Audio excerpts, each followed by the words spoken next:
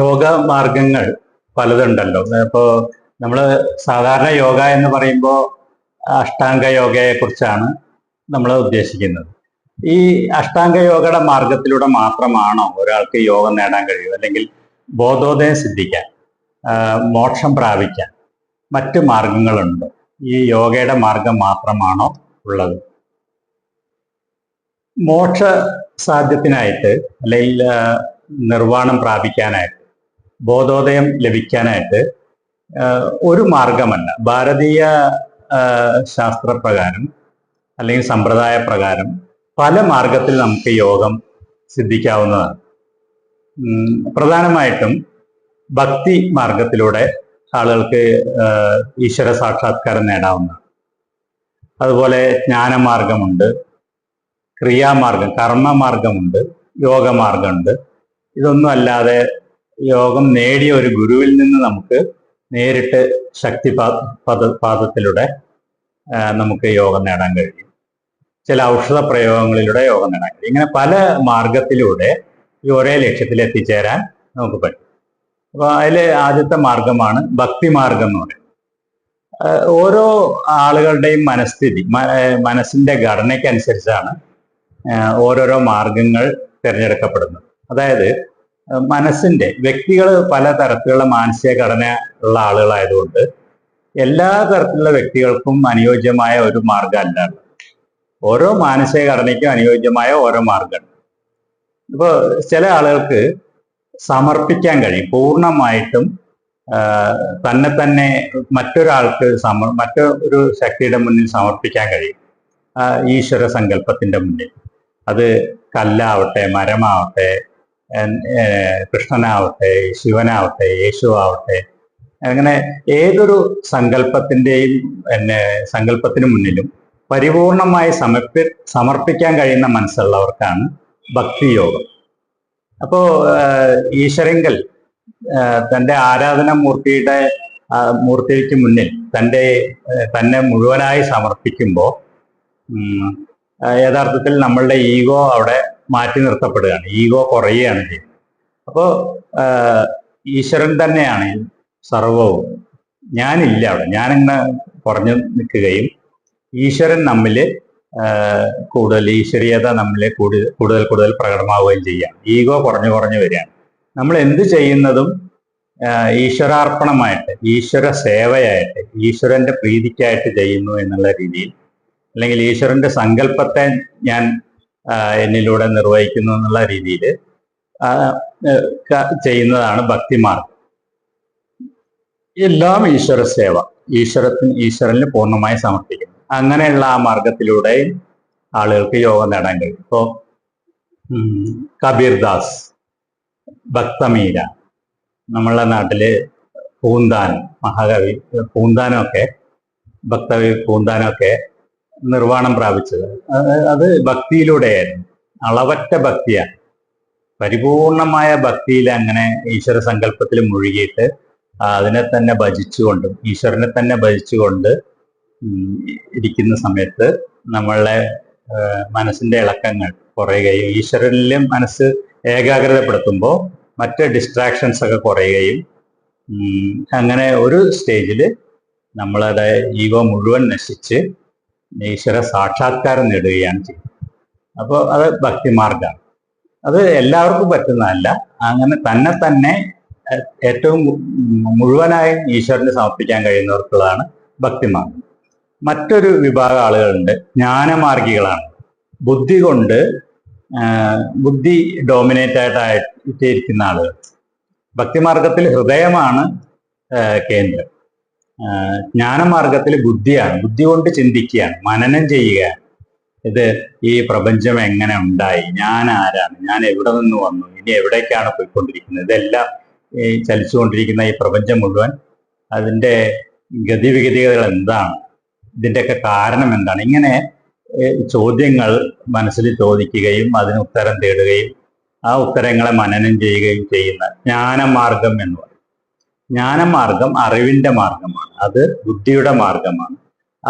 അങ്ങനെയുള്ള ഫാക്കൽറ്റിയുള്ള ആളുകൾ, ആ സ്വഭാവമുള്ള, ആ മനോഘടനയുള്ള ആളുകൾ എല്ലാത്തിനെയും ചോദ്യം ചെയ്യുകയും മനനം ചെയ്യുകയും ചിന്തിക്കുകയും ചെയ്ത് ഉത്തരങ്ങളിൽ എത്താൻ ശേഷിയുള്ള അങ്ങനെയുള്ള മനോഘടനയുള്ള ആളുകൾക്ക് ജ്ഞാനമാർഗമാണ് അവർ ഫോളോ ചെയ്യുക.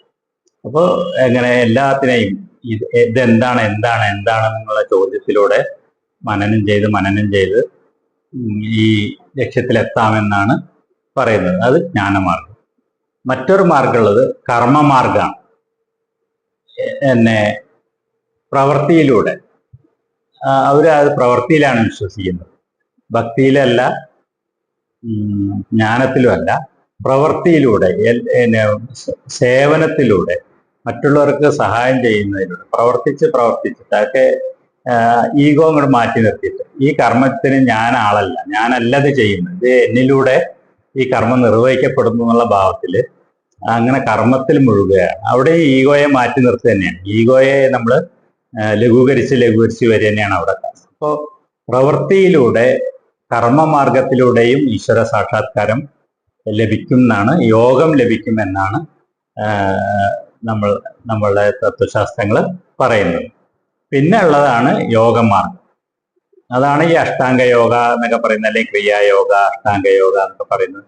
ആ മാർഗം ഈശ്വര സാക്ഷാത്കാരത്തിലേക്ക് ചില വിദ്യകളിലൂടെ, ചില ക്രിയകളിലൂടെ, പ്രാണായാമത്തിലൂടെ, അല്ലെങ്കിൽ വേറെ പല മാർഗങ്ങളുണ്ട്. അതിൽ യോഗമാർഗത്തിൽ പ്രാണായാമമുണ്ട്, മുദ്രകളുണ്ട്, ബന്ധങ്ങളുണ്ട്.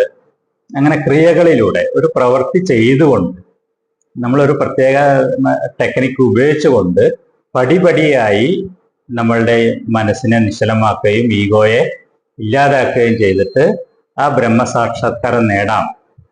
അതിനുള്ള ചിട്ടപ്പടിയായിട്ടുള്ള പ്രവർത്തനങ്ങളുടെ പാക്കേജ്, ആ മാർഗം പിന്തുടരുന്നവരെയാണ് യോഗമാർഗികൾ എന്ന് പറയുന്നത്. ഈ യോഗമാർഗത്തിൽ തന്നെയാണ് പലതരത്തിലുള്ള യോഗ മാർഗങ്ങളുണ്ട്. എല്ലാവരും ഒരു ടെക്നിക്ക് അല്ലെങ്കിൽ വേറൊരു ടെക്നിക്ക് ഉപയോഗിക്കുന്നതേ ഉള്ളൂ. അപ്പോൾ അതിൽ പല മാർഗത്തിൽപ്പെട്ട ഹഠയോഗ മാർഗമുണ്ട്, ഈ പറഞ്ഞ പോലെ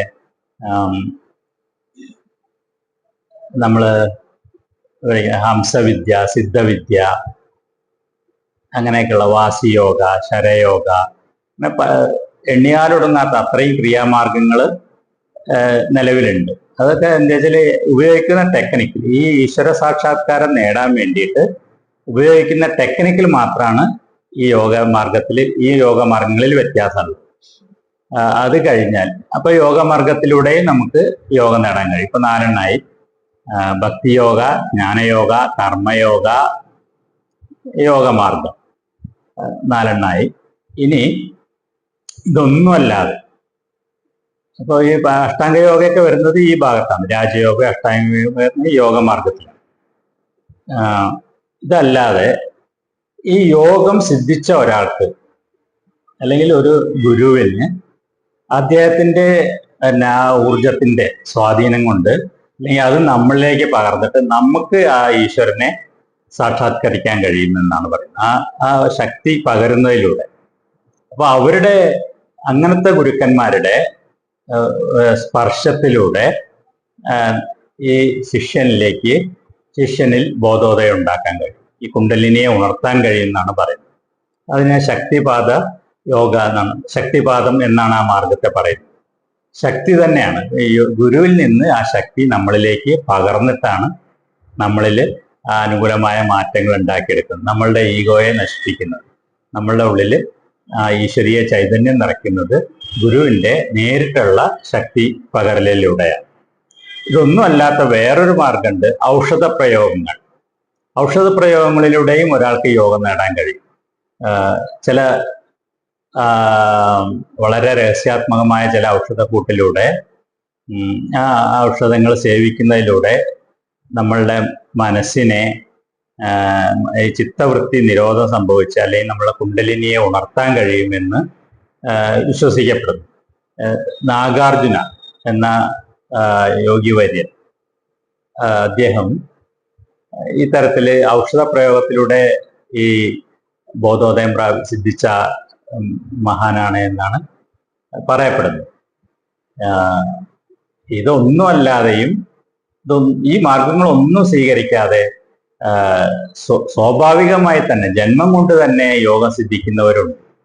അത് മുൻജന്മങ്ങളിൽ നമ്മളെ അത്രയും യോഗമാർഗത്തിലൂടെ സഞ്ചരിച്ച് നമ്മൾ അത്രയും പ്യൂരിഫൈഡ് ആയിട്ടുള്ള സോൾ അത് പുനർജനിക്കുമ്പോൾ പ്രത്യേക സമയം വരുമ്പോൾ ആ യോഗ ശക്തികൾ ഈ ഉള്ളിൽ തന്നെ തെളിഞ്ഞു വരികയും ബാക്കി കൂടി പൂർത്തിയാവുന്ന മുറയ്ക്ക് അദ്ദേഹത്തിന് യോഗം ലഭിക്കുകയും ചെയ്യും എന്നാണ് പറയുന്നത്. അത് ജന്മസിദ്ധമായിട്ട് തന്നെ യോഗം ലഭിക്കുന്ന അതിന് ഭാഗ്യം സിദ്ധിച്ചവരുണ്ട്. അത് അവരുടെ മുൻ ജന്മങ്ങളിലെ അവർ ചെയ്ത അഭ്യാസത്തിന്റെ ഫലമായിട്ടാണ് അങ്ങനെ ലഭിക്കുന്നതെന്നാണ് പറയപ്പെടുന്നത്. അപ്പോൾ അവർക്കൊരു മാർഗമൊന്നും പിന്തുടരേണ്ടതില്ല, തന്നെ അവരുടെ ഉള്ളിൽ അത് തെളിഞ്ഞു വരികയാണ്.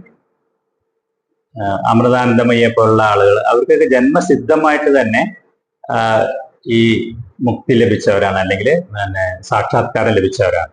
നേരെ മറിച്ച് ശ്രീ ശ്രീ രവിശങ്കർ, ജഗ്ഗി വാസുദേവ് അങ്ങനെയുള്ള ആളുകൾ അവരൊരു ക്രിയയിലൂടെയാണ് യോഗം നേടുന്നത്. അവർ യോഗമാർഗത്തിലുള്ള യോഗികളാണ്. അമൃതാനന്ദമയെ പോലുള്ള ആളുകൾ ജന്മസിദ്ധമായി തന്നെ, ജന്മം കൊണ്ട് തന്നെ അവർക്ക് ആ പുണ്യം ലഭിച്ചവരാണ്. ഇങ്ങനെ പല മാർഗത്തിൽ ഒരേ ലക്ഷ്യത്തിലേക്ക് ഉള്ള പ്രയാണത്തിലാണ് എല്ലാ ആളുകളും.